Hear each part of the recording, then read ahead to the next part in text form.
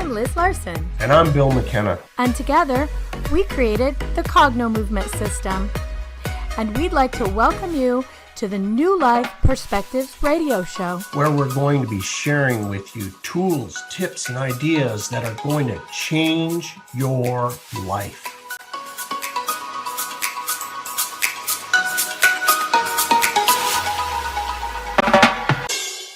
Hello, hello, in UK Health Radio Land. I am Liz Larson, and I'm here with my friend, Bill McKenna. Hey, Bill McKenna. And we just happen to be the team that hosts the New Life Perspectives radio show and who created the Cognomovement system. And we're super excited today because we have a legend with us in our industry of really creating change in the body and the brain. We have Dawson Church. Welcome, Dawson. Liz, it's a joy to be with you, and Bill, good to see you here too. It's just a pleasure to be sharing today. Oh my gosh, we're just so honored to have you, and we're so excited to hear about you. Would you share with the audience who may not know you, tell us who you are and what you're doing on the planet to create change? Well, change starts with each of us, and it starts with our inner state, and change comes from the inside out. And so what I do to create change is I breathe, not hard, and I meditate. Every day I meditate in the morning, and that really centers me. I talk in my books, like in Mind to Matter, I talk about the whole transition from your local reality, your local self, the life you know in your local sense, and then shifting into an awareness of non-local self. And so we see when people meditate that they lose the stickiness of local life, and they are able to merge with the all that is, and then have that non-local experience. So the first thing I do is do that every day. And then that gives you a number of resources. The big one is resilience. It gives you a much better ability to cope with all the ups and downs of local life. And it also gives you creativity. It gives you problem-solving ability.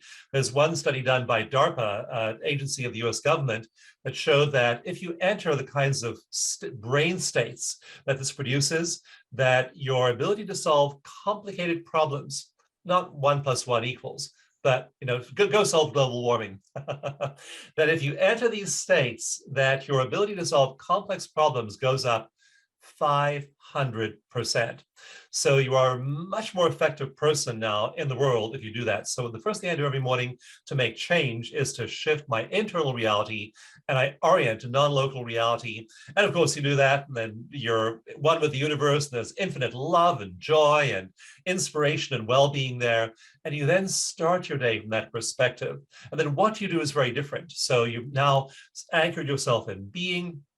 The doing that being does is very different. And you look for ways of making a difference in the world around you. You ask, how can I alleviate the suffering of other people? What can I do to really move the needle? And in my case, I do charitable work. I do research. I've been involved in over 100 scientific studies. And I also do training. I train people in EFT, acupressure tapping, in meditation, in other forms of stress reduction, and attaining these states. And so I go out there and I do stuff, but it's all anchored in that being state. So for me, the way to create change is to anchor yourself, center yourself there every single day. And then you're in non-local, you then move into local reality. And what you do from that state is very, very different. So that's my answer to that question of how you make change in the world. Is you start by entering that space of peace and connection with the all that is every day.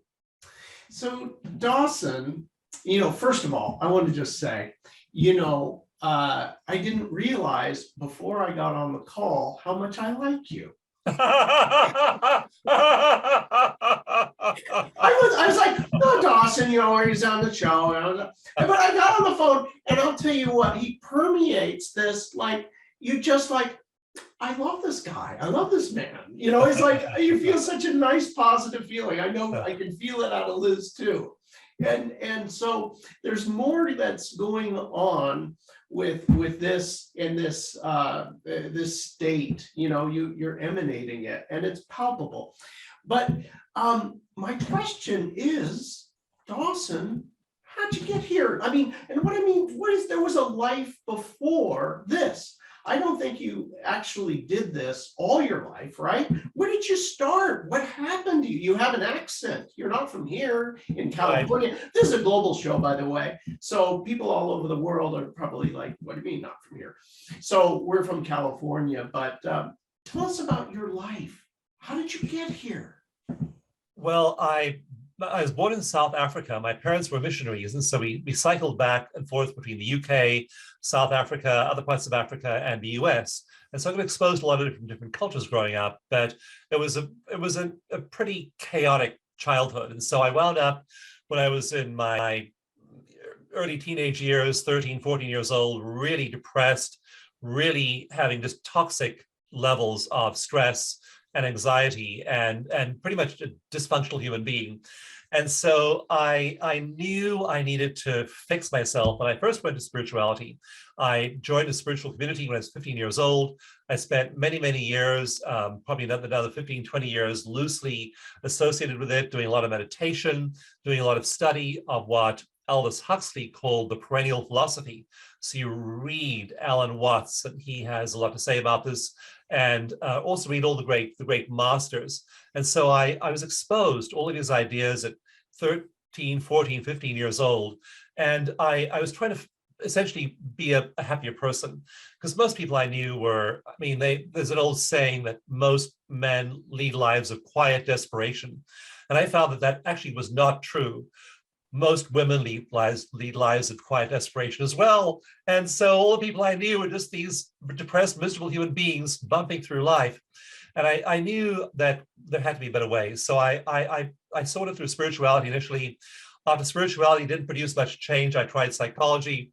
And for many, many years, I've been involved in the personal and transformational growth movements. And then my life really shifted at 45. That's more than 20 years ago, when I just made the decision I was going to meditate every single day. And I talk in my book, Bliss Brain, about the crises that were going on in my life when I was 45 years old, and all kinds of things fell apart. But I made that critical decision to meditate every single day without fail.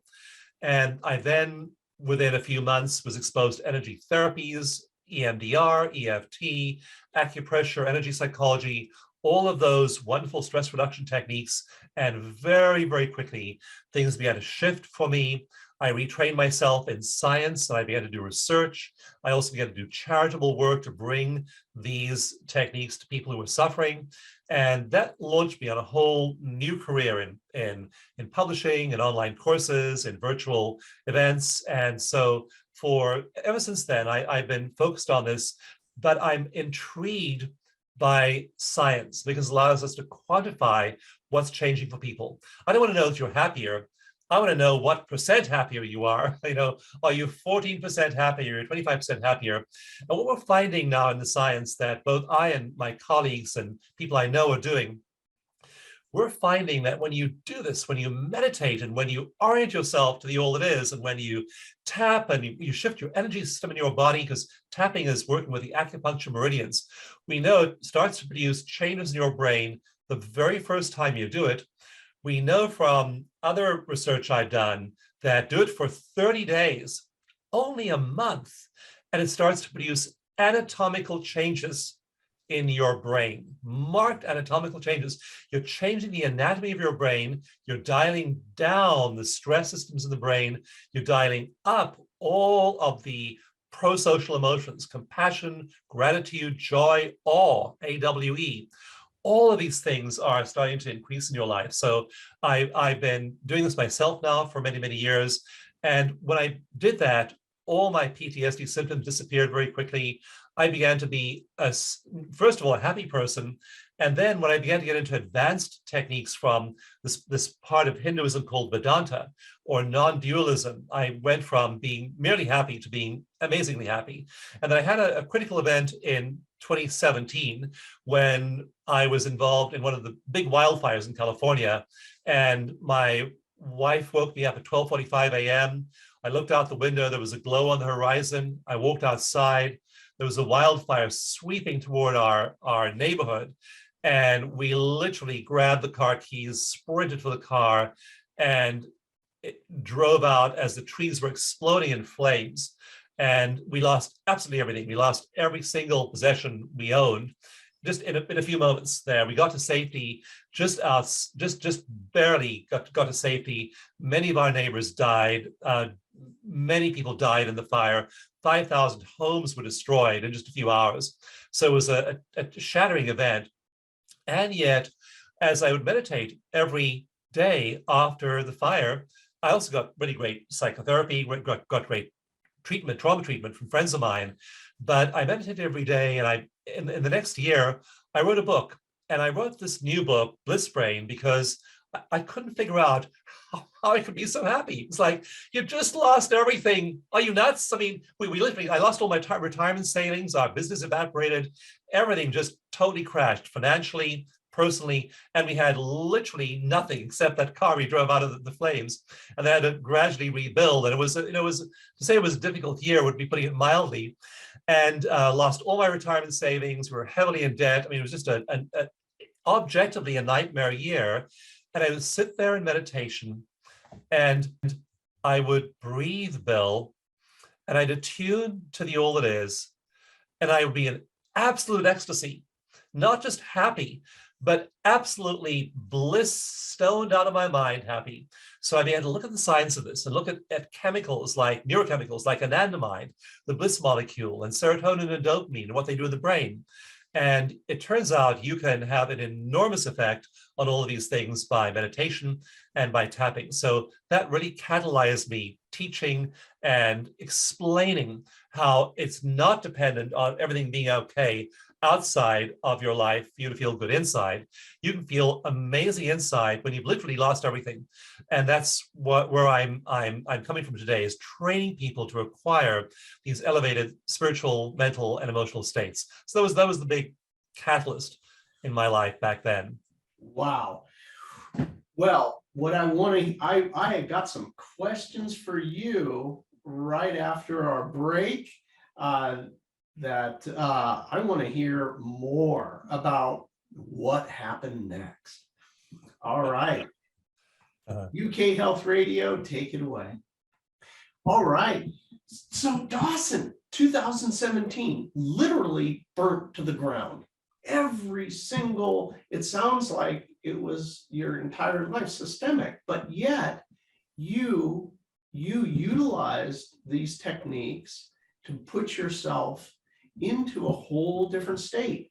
Now, the question that I have for you is, because the principles, right? The principles that are the supposed universal principles are that you can't really find yourself in these states and also at the same time be suffering financially and suffering, in all of these other ways.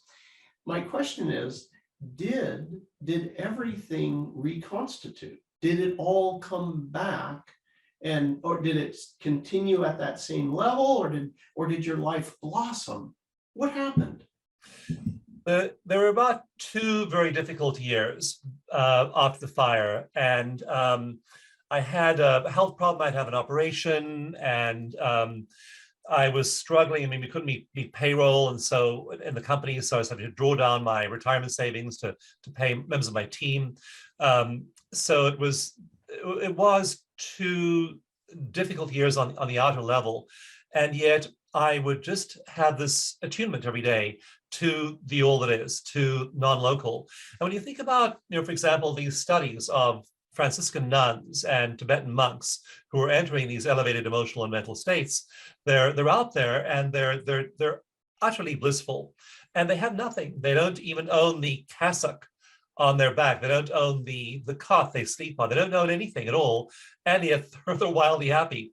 When we look at the amount of gamma, which is the highest brainwave and which is associated with joy, with compassion, with that sense of inner peace, they can, within seconds, generate 7 times the gamma of the average person. They aren't just happy, they're 7 times as happy as the average person. They're in these extraordinary states and they have nothing. So it really teaches you that it doesn't depend on external circumstances, that you can generate these things inside just by the quality of your consciousness. Like there's a gene, I did a lot of research on cortisol, our main stress hormone. And when we're stressed, our bodies make more cortisol, which is perfectly appropriate if you're being chased by a tiger. But think about it, Liz, when was the last time you were chased by a tiger? And yet most of us can't remember the last time we were chased by a tiger. In fact, we've never been chased by a tiger. And we're making a lot of cortisol every day purely with our consciousness. So you can be making all these stress neurochemicals with your consciousness, and you can be turning genes on. The last gene in the chain that makes cortisol is called CYP11B1. And when you have a stressful thought, you dial up the activity. Epigenetically, you engineer your body making more cortisol by increasing the activity of CYP11B1. And so when you then tap and meditate and fill your mind with positive thoughts, you then reduce that gene activity. So that's the critical thing we need to teach ourselves to do. We all have adversity, we all have problems, it's inevitable, it's part of life. And we need to learn to regulate our stress. When we do, in my book, Bliss Brain, I have an example of a guy who went on an 8-week meditation course, but before that, he went into a university lab and had a comprehensive workup, including anatomical MRIs that measure the volume of each part of your brain. He then went back to the lab after learning meditation and being mindful for 8 weeks, and several parts of his brain had grown by 2 or 3 or 4% in only 8 weeks. One part of his brain, it's a little chunk of tissue in the center of the brain that regulates negative emotion. It regulates anger, regulates resentment, regulates blame, shame, all those emotions. That piece of, by working out his mindfulness, his compassion for 2 months, that sliver of tissue regulating negative emotion had grown by 22.8%. Wow. That's how quickly neuroplasticity works when we attune ourselves to these states. So that's what you want to do. Be a resilient person, and then you are able to deal with all the crises in the world. There's always going to be crises in the world. You'll always have stuff going on in your life that isn't working out too well, as well as stuff that is. And so if you have that ability to regulate negative emotion, you have the foundation for a happy life.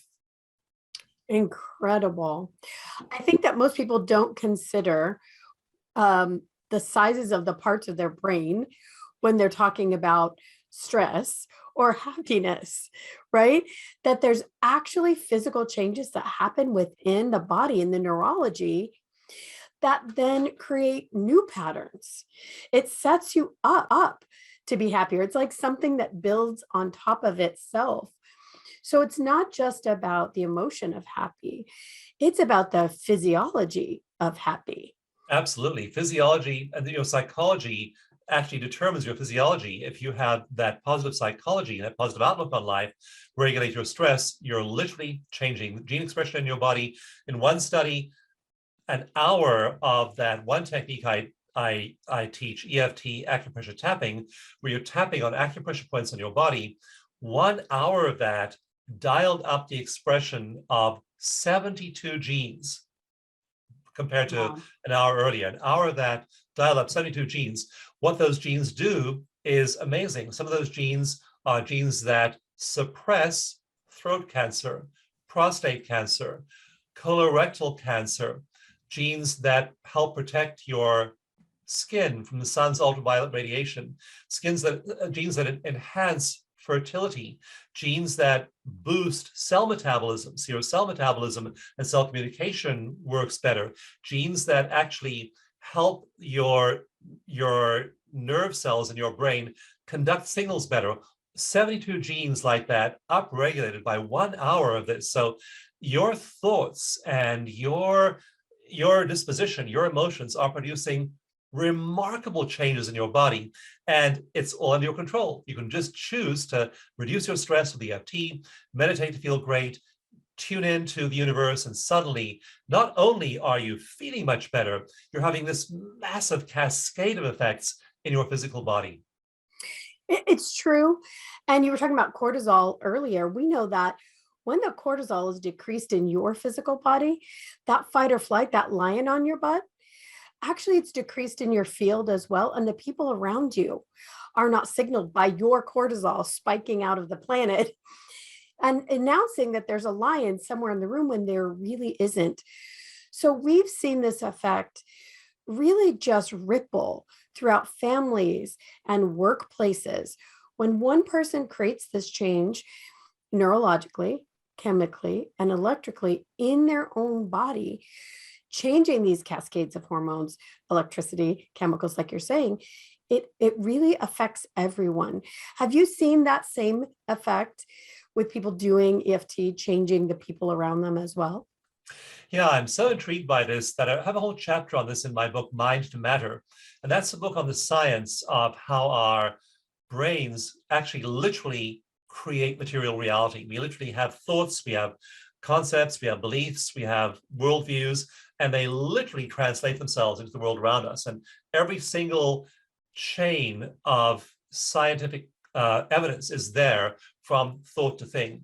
And so that's chapter 2 of Mind to Matter. And chapter 2 is all about what we call emotional contagion.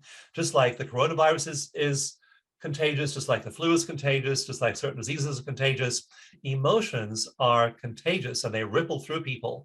And like a big example of negative emotional contagion was the Nuremberg rallies, where Adolf Hitler had over 100,000 people just jumping up and down and saluting and saying Sieg Heil, this mass hypnosis of the German population.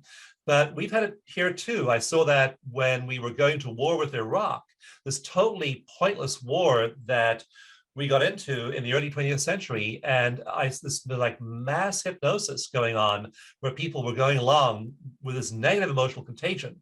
Iraq has weapons of mass destruction. They're going to get us. I mean, this was a powerless tin pot dictator and posed no threat to us whatsoever. And we whipped ourselves into such a frenzy that we started a war which wound up costing us $4 trillion and the lives of huge numbers of civilians, Iraqi and American and other nationalities. So we have these moments of mass emotional contagion, but we also have good emotional contagion, and that is when somebody smiles at you. It's a wonderful story I have in one of my books of a man who had a troubled history and had finally decided to commit suicide. And he was going to do it by jumping off the Golden Gate Bridge. And he parked his car in the parking lot. He was walking to the bridge, but he had to cross the pedestrian crosswalk, and the light was against him, so he had to wait there. And there were cars waiting there as well. And while this man, in the depths of his suicidal despair, was standing there waiting for the light to turn, a woman in the nearest car, the driver, just looked at him and smiled.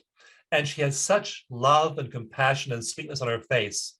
He literally turned around and walked back.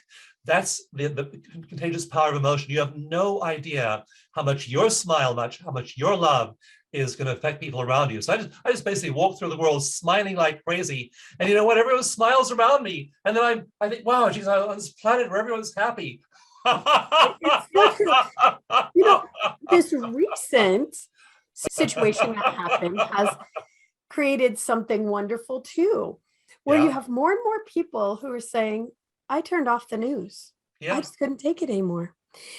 And they've turned their attention to things exactly like you're talking about, and like we talk about, to turning off that fight or flight response, changing the nervous system, or just focusing on something else. People have started gardening again. So many people who wanted to do artwork started doing artwork again, right? So this simple click off of something that's making us, constantly in fight or flight, and putting our focus on something else entirely, things that bring joy and happiness to the body. So like you said, there is, the mass psychosis and hypnosis, and there's another side of that that's happening too. Have you noticed people being more and more interested in the work that you do as well over the last couple of years? Definitely. And we try and measure the number of people who are using EFT and doing meditation. And meditation is the easier one to track because the US CDC, Center for Disease Control, actually measures the number of people meditating in the US, and most European countries have similar measurements. And so in my book, Bliss Brain, I have a chapter called The 1%. And in 1980, about 1% of Americans, 1 in 100, was meditating. Now, I went back in history to try and figure out how many people were meditating back along the road. And based on records going back to the Middle Ages in India and China, but also in Germany and France and England, like William the Conqueror kept what he called the Domesday Book in 1100. And he recorded the number of people who were in monasteries or in monastic pursuits or in some way interested in a spiritual life. And it was 1%. In Germany, it was 1%. France was 1%. China was 1%. India was 1%.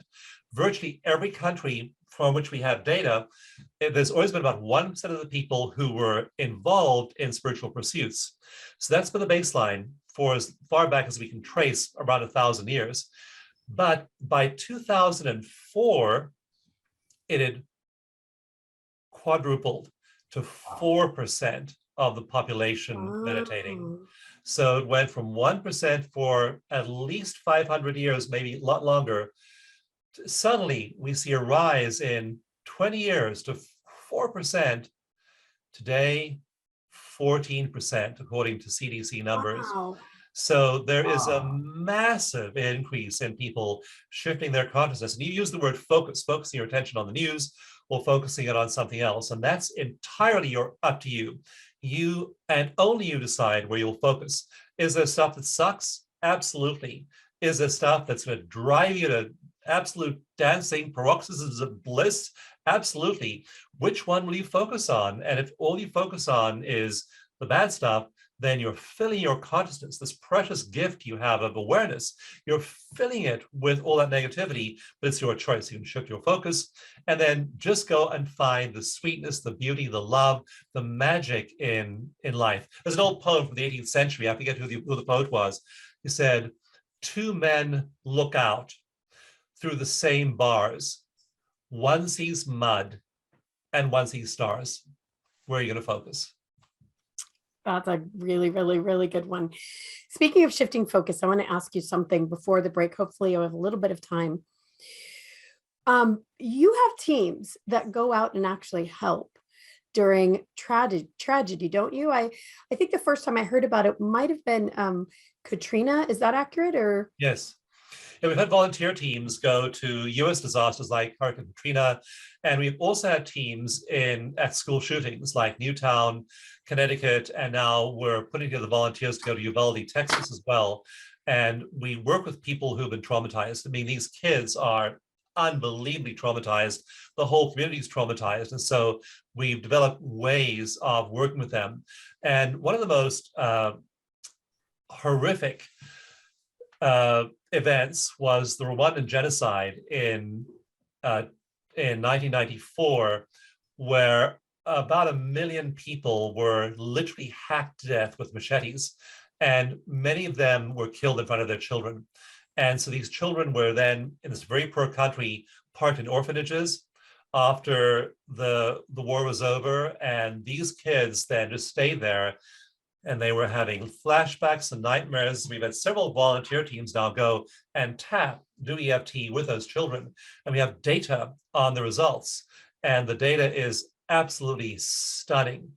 And so, yeah, we have teams going to disasters, both human-caused and natural disasters, both in the US. A lot of work in South America, work in Palestine and Israel, work in Central America. And there's a lot of volunteer work going on here because, you know, a lot of these areas, there's no access to things like really good medical care. The best thing you can possibly do is reduce your stress, reduce your cortisol, reduce that fight or flight response that dramatically shortens your life. So we can tap with people, we can show them energy techniques, breath techniques, yoga techniques, movement techniques, and there's a huge amount of this going on in disaster zones all over the world. wow, I mean, what a service to humanity. You talk about ripple effect as well. Each of those children or people who no longer have that trauma running in their body night and day, those people are going to do different things on the planet than they would have if their body was constantly running a pattern of trauma. So the ripple effect for that is absolutely global. All right, so we have to take a quick break to hear from the good folks at the UK Health Radio. After that, Dawson has said that he would offer everyone a stress technique that they can use. So we'll get that in sooner than later. All right, UK Health Radio, take it away. All right, so we're back. Normally we do this at the very end of the show, and I just want to make sure that we're able to get this in and that we create a little extra time for it. So would you be willing, Dawson, to offer that, what a stress technique that people can use right now? And is it something that they use, in a critical moment? Is it something they use daily? Would you tell us about it first a little? Yeah, both and. So you want to have so the reason for meditation is meditation sets a baseline of well-being to your day. You want to meditate first thing in the morning and then have that be your orientation to the day. So that's why meditation is the first thing that you do.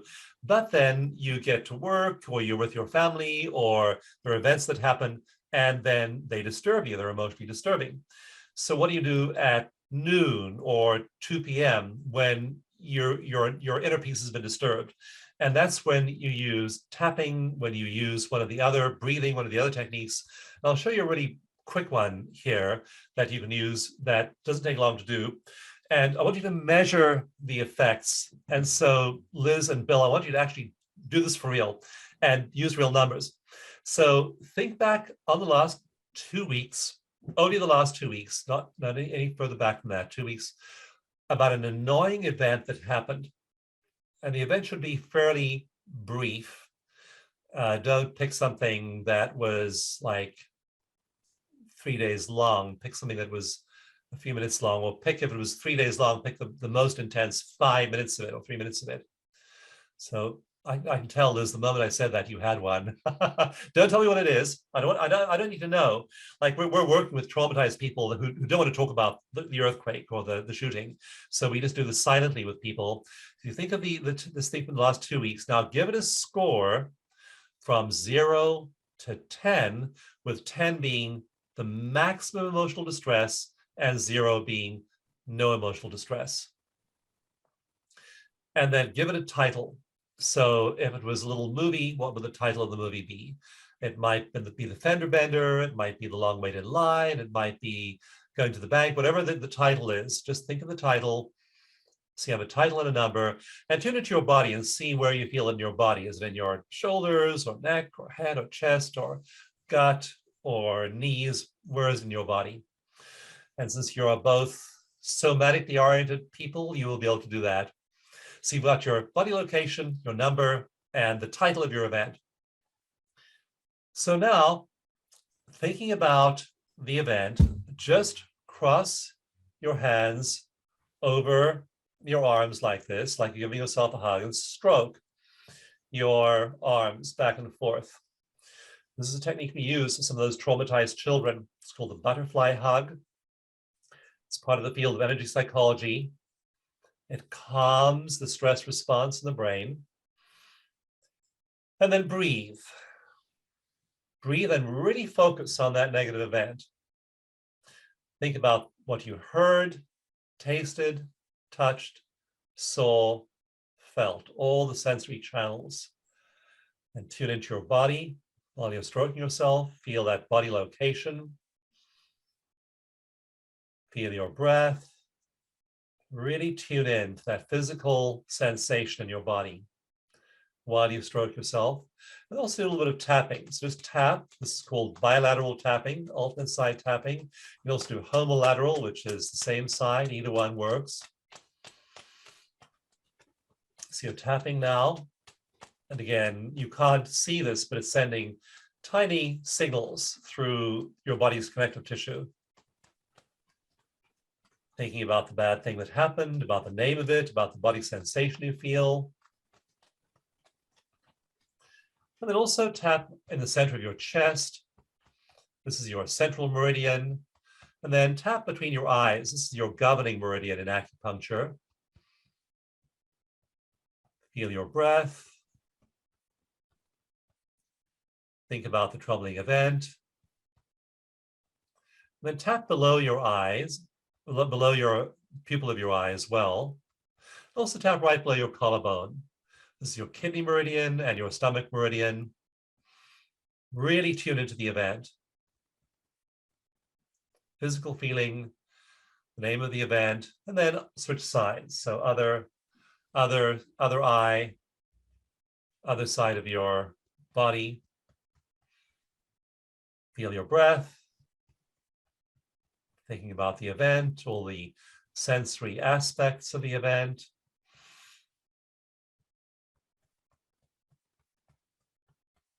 Body sensation.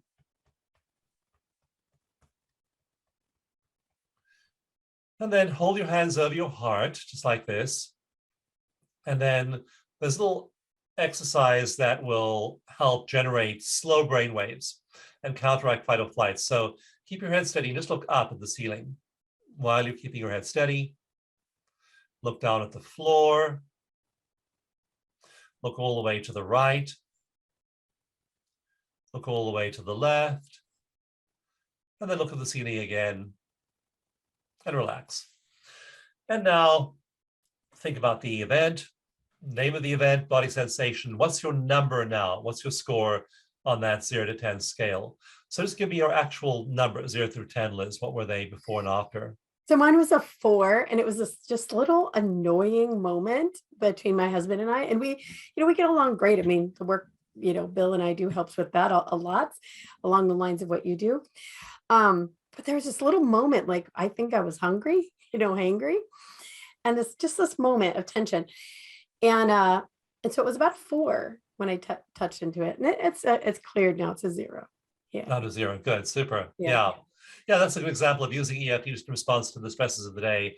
And I do it right after the stressor. So I'll go down quickly. And then Bill, how was yours? Mine was a 4 and it went down to about a 1.5. So it was very nice, very nice. It's almost done. I just need to probably bang it out just for a couple more minutes and it'll go away. That's a little more, it'll go down. That's a very typical result. Numbers drop way down. But just imagine those Rwandan orphans where their parents were killed and now they've been having flashbacks and nightmares for 15 years in the orphanage, working with them. Yeah. It works as well for traumatic events like that. At the Veteran Stress Project, we've now done tapping with over 22,000 veterans free of charge through our charitable work. And we've seen the numbers just go down like this over and over again. So it works for big stuff and it works for small stuff. It's beautiful. And, I want to thank you for leading everybody through this. And I want to encourage everyone to consider this. Not all of us have a genocide in our history, or even maybe a massive trauma that's pestering us day in and day out. A lot of us do, but not everyone. I want to encourage everyone to actually do it on the minor irritations of the day. Mm-hmm. You don't have to put up with those either. And there are so many little things that can, go wonky during the day. Why not clear it out? Why not feel better? So I want to encourage everyone to do that.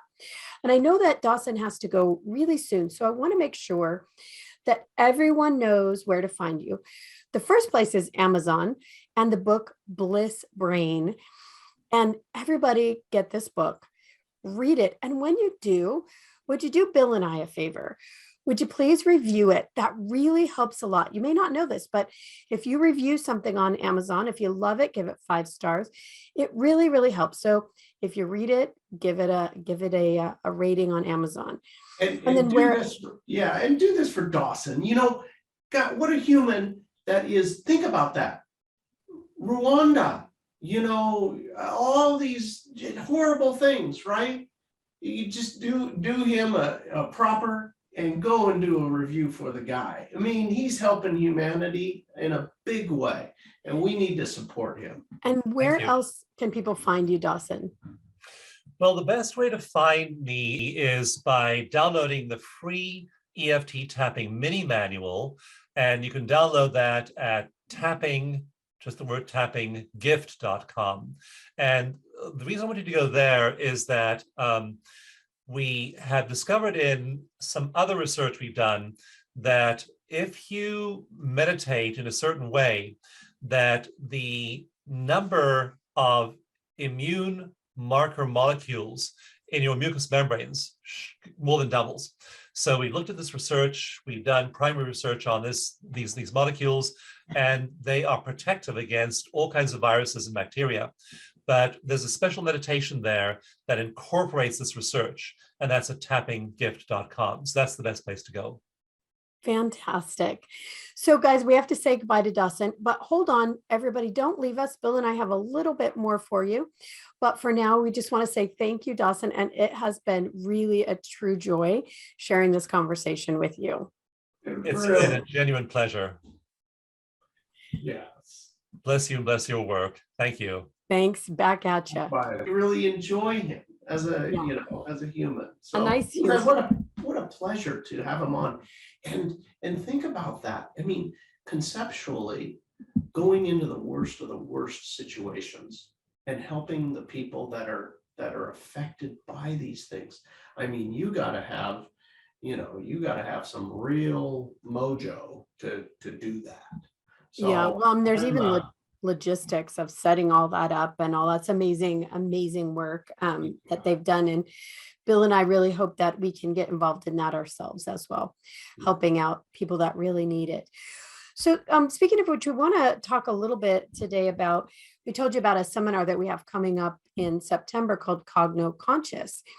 And it kind of dovetails with the conversation that we're having today about these issues that kind of run in our nervous system, run in the body, sort of keeping us habitually down, right? I mean, and this is what we're going to be addressing in this seminar at the very beginning. You want to share with everybody about those first levels? okay, so what is this seminar about, and how does it all relate?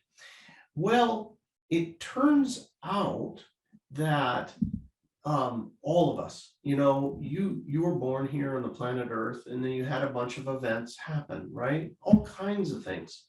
And there are so many things that happen in your life that stimulated anger, shame, guilt, grief, humiliation, fear, blame, worry, all of these different things. And what happens is they are like a knot, if you will, in your physical neurological body. And that with that, you find limitation, all kinds of limitation or boundaries in your life. Imagine that you were in a state of love and bliss and creativity all your life, and you weren't afraid. What would have happened? Well, you say, gosh, that's not feasible. You don't realize who I'm surrounded with in my situation. Yeah, I get it. I get it. Well, what we do in the Cogno Conscious seminar is, with each and every one, we start at the bottom of the scale. There's something called a map of consciousness. And it starts off at shame, guilt, grief, humiliation, anger, fear. It walks right up through acceptance, forgiveness, love, bliss, joy, enlightenment. So these stages, right, of understanding, what we do is we start at the bottom and we utilize the Cognomovement tools, which have proven out to create like a complete obliteration of that from your nervous system. Imagine, I feel no shame for my life. I feel no guilt for my life. I feel no resentment. I feel no fear in my life. Now, as each one disappears, you have a new understanding, a new reality actually emerges. And that's what happens over, I think it's 4 or 5 days of this 4 days this year. Yeah, 4 days. 4 days.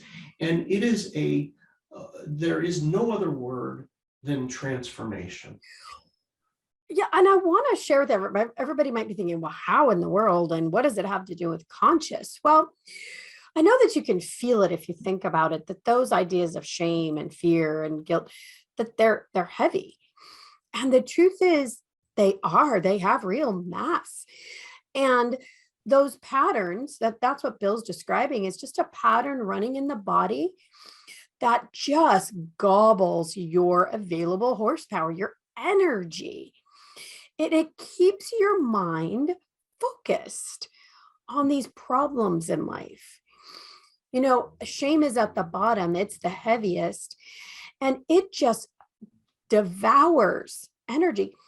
And it keeps you from having those ideas, those genius level ideas. It keeps you from having real joy.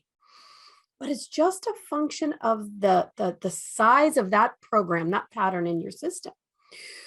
So when that is literally yanked out by the roots, deleted, physiologically in your body, the mind changes. And now all of that energy comes flooding back in. And man, does that feel good.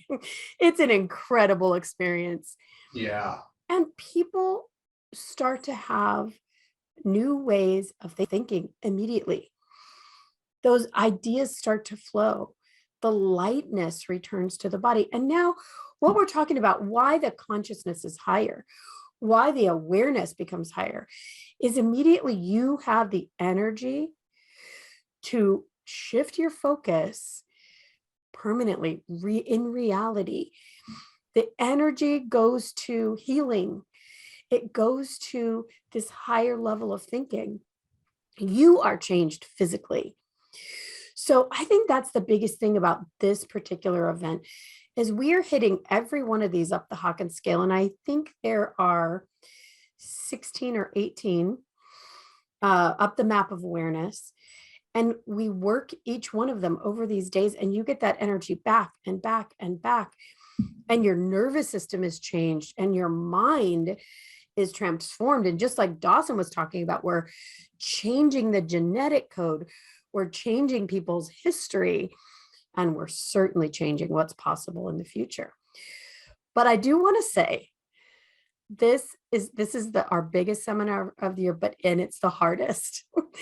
It's not easy because it takes a lot of energy. You know, it takes a lot of doing. I mean, it's painless relatively, but you're doing, and you're really looking at these things in your body, feeling them for a short period of time, and then watching them leave. And it takes a lot of energy to do, but the amount of energy you get back is just unbelievable. It's just really amazing. Yeah. Yeah, it is. It's transformative. Yeah. So if this is something that sounds interesting to you, we know it's not for everybody. You really have to be at a place of ready to have yourself be different. You become a different human. You have to be ready. And if you're ready, we want you to come to cognomovement.com and get yourself prepared for this. You do need to come through our basic training to come to the seminar, because we want you to know the basic idea of what we're doing, kind of get prepped. And then it's going to be in September. You can go to our events, check it out, check out the dates, check out lodging and all of that. San Diego's gorgeous that time of year. But we invite you, if you're up to this kind of a challenge, to show up, do the work, and not only change yourself, but change humanity in doing it. So that's our challenge. All right, Bill McKenna, we have used up all of our time. We will see you again next week. Thanks for being who you are and doing the work you're doing. And everybody in UK Health Radio Land, be safe and be well, and we'll see you next week. Thank you.